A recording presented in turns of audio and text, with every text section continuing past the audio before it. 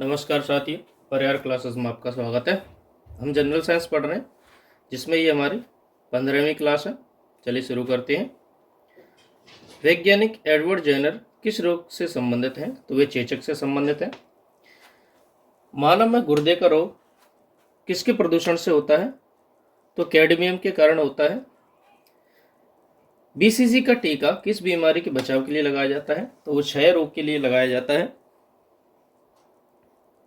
प्रकाश संश्लेषण के दौरान पैदा होने वाली ऑक्सीजन का स्रोत होता है, तो वह जल होता है। जल में से ही ऑक्सीजन बनती है। पौधे का कौन सा भाग श्वसन क्रिया करता है? तो वह पत्तियां करती हैं। कच्चे फलों को कृत्रिम रूप से पकाने के लिए किस गैस का यूज किया जाता है? तो एसिटिलीन का यूज किया जाता है। वृक्षों की आयु किस प्रकार निर्धारित की जाती है? तो वार्षिक वलयों की संख्या से, यानी कि जो वृक्ष होंगे उनकी जो पिंड होंगे, वृक्ष की मोटाई होगी, उसमें कितने वलय होंगे उसके आधार पर उसकी जो एज है वो निकाली जाती है। नेत्रदान में दाता की आंख का कौन सा भाग यूज किया जाता है? तो रेटिना को लिया जाता है। साधारण मानव के में गुणसूत्रों की संख्या कितनी होती है? तो 46 होती है, 46। मानव शरीर के किस अंग की हड्डी सबसे लंबी होती है? तो ऊरू यानी कि जांघ की हड्डी सबसे लंबी होती है, फीमर। गाय और भैंस के थनों में दूध उतारने के लिए किस हार्मोन की सुई लगाई जाती है? तो ऑक्सीटोसिन की सुई लगाई जाती है।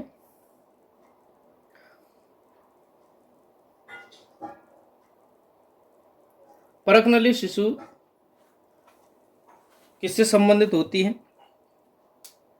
तो वह शिशु के जो परिवर्धन होती है वह परखनली के अंदर किया जाता है, उससे संबंधित है। मानव शरीर में पसलियों की संख्या कितनी होती है? तो 12 जोड़ी पसलियां होती हैं, यानी कि 12 24 होती हैं। किस द्रव के एकत्रित होने पर मांसपेशियां थकान का महसूस करती हैं? तो लैक्टिक एसिड के कारण थकान महसूस होती है। स्तनधारियों में लाल ध्रुव कणिकाएं यानी कि आरबीसी का निर्माण कहाँ पर होता है? तो बोन मैरो, अस्थि मज्जा में होता है। वॉशिंग मशीन कार्य करती है किस सिद्धांत पर? तो अपकेंद्रित सिद्धांत पर काम करती है वॉशिंग मशीन। न्यूटन तापमानों यानी कि क्रायोजेनिक्स का अनुप्रयोग होता है अंतरिक्ष यात्रा, चुंबकीय प्रोत्सापन या दूरमिति में यूज होता है। जो न्यून तापमान यानी कि न्यून क्रायोजेनिक्स होते हैं उनका। दूर दृष्टि दोष में पीड़ित व्यक्ति के चश्मे में कौन सा लेंस लगाया जाता है? तो वह है उत्तल लेंस। न्यूटन की गति के तीसरे नियम का अनुसार क्रिया तथा प्रतिक्रिया संबंधित है, हमेशा भिन्न वस्तुओं पर लगने चाहिए। प्रत्येक क्रिया के बराबर विपरीत दिशा में एक प्रतिक्रिया होती है, यह न्यूटन का तीसरा नियम है। माइकोलॉजी में किसका अध्ययन होता है? तो कवक का होता है। जल में तैरना न्यूटन की गति का कौन सा नियम है? तो तीसरा नियम है। कोई पिंड तब का विरामावस्था में ही बना रहेगा जब तक उस पर कोई बाह्य बल नहीं लगेगा। ये किसका कथन है? तो न्यूटन का कथन है। न्यूक्लियन नामक सामान्यतः किसके लिए हैं? तो न्यूट्रॉन और प्रोटॉन के लिए यूज किए जाते हैं नाम न्यूक्लियंस। पॉजिट्रॉन होते हैं, एक धनावेशित इलेक्ट्रॉन होते हैं ये। एग्रो फॉरेस्ट्री क्या है? तो ये कृषि के साथ साथ उसी भूमि पर काष्ठीय बारहमासी वृक्ष लगाना होता है। जल में तैरना न्यूटन की गति, वही तीसरा नियम है, रिपीट हो गया। कोई पिंड तब तक ये भी रिपीट हो गया, न्यूटन का नियम है।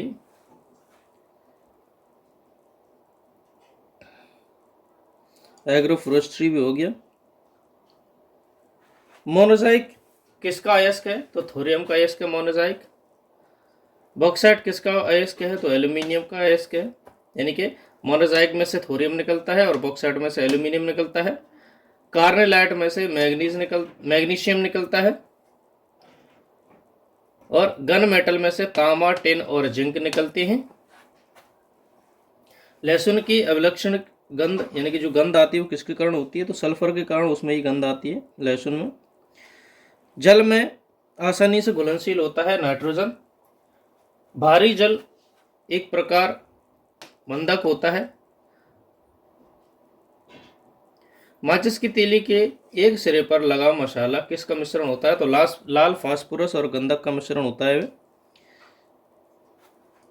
कौन सा एक प्रकृति में अनुचुंबकीय है? तो ऑक्सीजन एक अनुचुंबकीय है।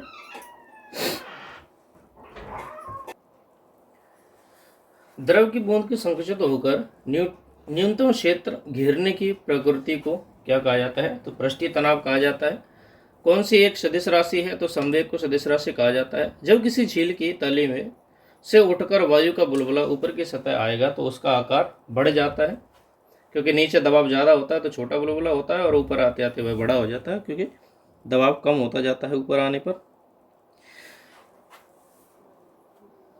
क्रायोजेनिक इंजनों का यूज होता है तो रॉकेट प्रौद्योगिकी में होता है। सदिश राशि कौन सी है? तो वेग होती है। एक खगोलीय मात्रक की औसत दूरी पृथ्वी और सूर्य के बीच मापी जाती है। किसने न्यूटन से पहले बता दिया था कि सभी वस्तुएं पृथ्वी की ओर गुरुत्वाकर्षित होती हैं? तो आर्यभट्ट ने बता दिया था।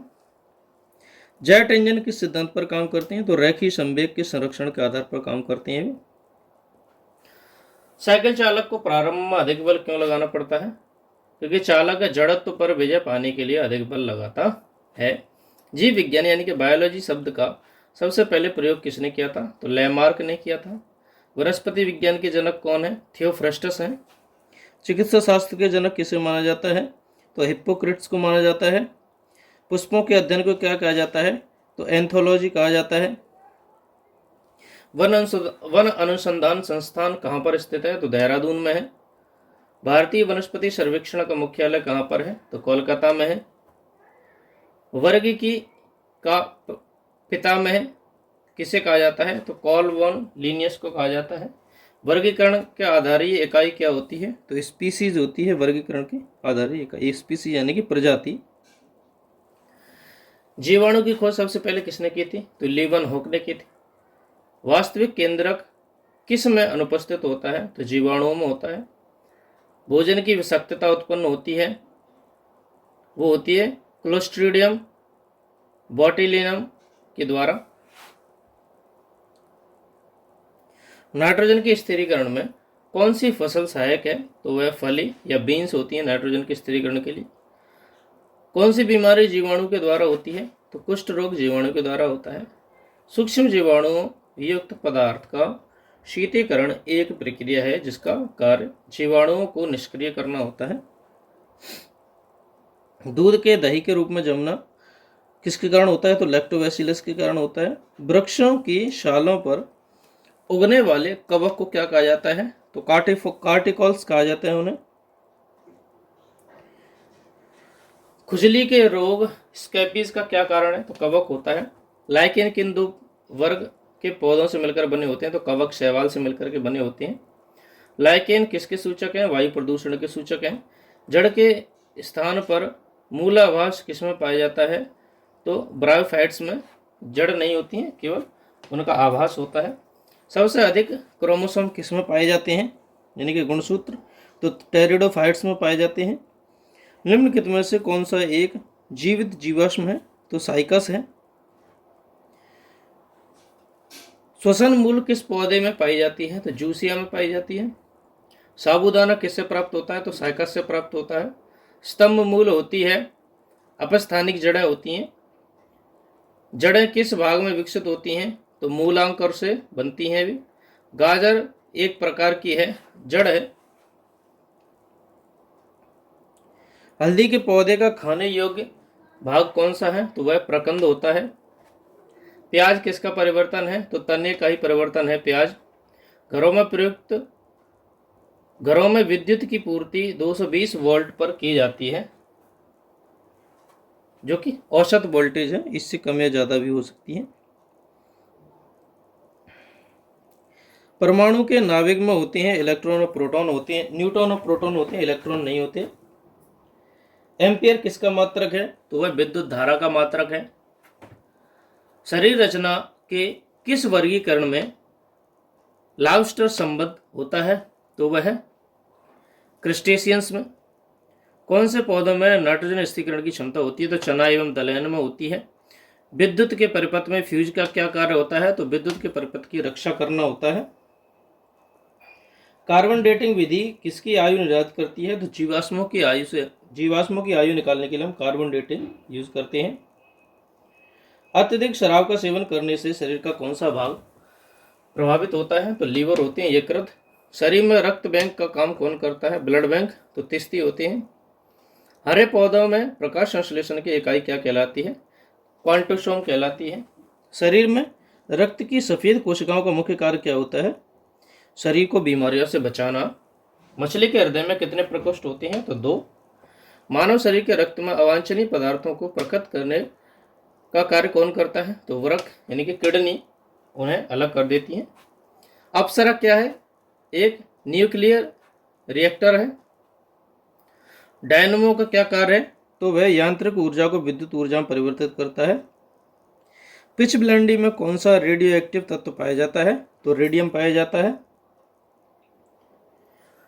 गिरगिट की त्वचा रंग बदलने का क्या कारण है? उसकी त्वचा में मेलनोफोर नामक असंख्य रंग द्रव्य कोशिकाएं उपस्थित होती हैं, उसी के कारण वह रंग बदल लेता है। प्रकृति में सबसे ज्यादा मात्रा में पाए जाने वाला कार्बनिक यौगिक है, वह है सेलुलोज। समुद्र के किनारे उगने वाले वृक्षों में वार्षिक वलय क्यों नहीं होती? क्योंकि जो यहाँ की जलवायु है वह स्पष्ट भिन्नता नहीं पाई जाती है। वृद्धावस्था का अध्ययन विज्ञान कौन सी विज्ञान की शाखा में किया जाता है? तो जीरेंटोलॉजी में किया जाता है। डोलोमाइट किसका अध्ययन करती है? तो कैल्शियम का।